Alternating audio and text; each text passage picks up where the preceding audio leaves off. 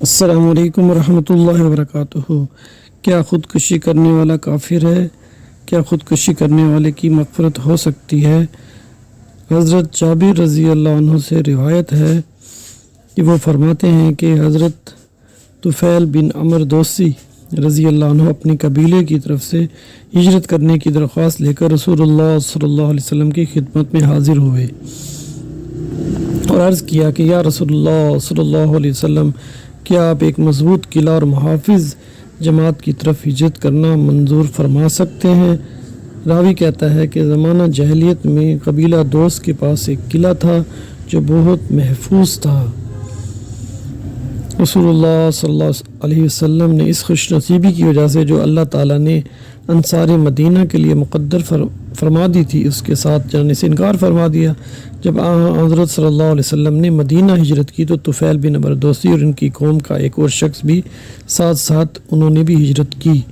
اتفاق یہ کہ مدینہ کی آب و ہوا انہیں موافق نہ آئی اور ان کا جو رفیق تھا، ساتھی تھا، وہ بیمار پڑ گیا اور تکلیف برداشت نہ کر سکا۔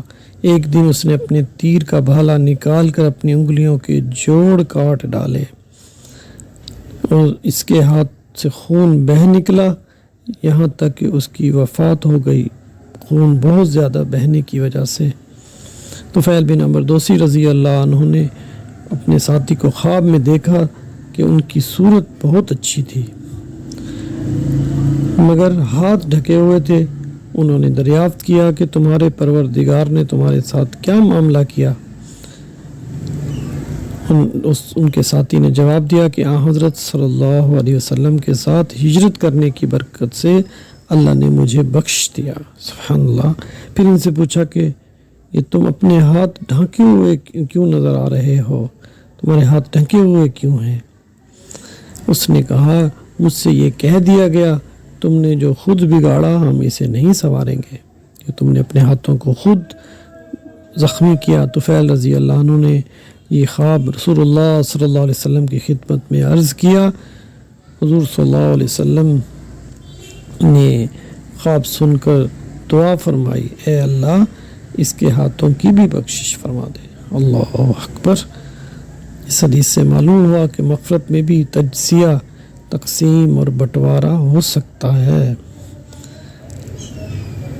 یہاں مغفرت نے طفیل رضی اللہ عنہ کے رفیق، ان کے ساتھی کے سارے جسم کو تو گھیر لیا مگر امانت میں خیانت، امانت الہیت میں بے جا دست اندازی کی وجہ سے، خیانت کی وجہ سے اس کے ہاتھ کو چھوڑ دیا۔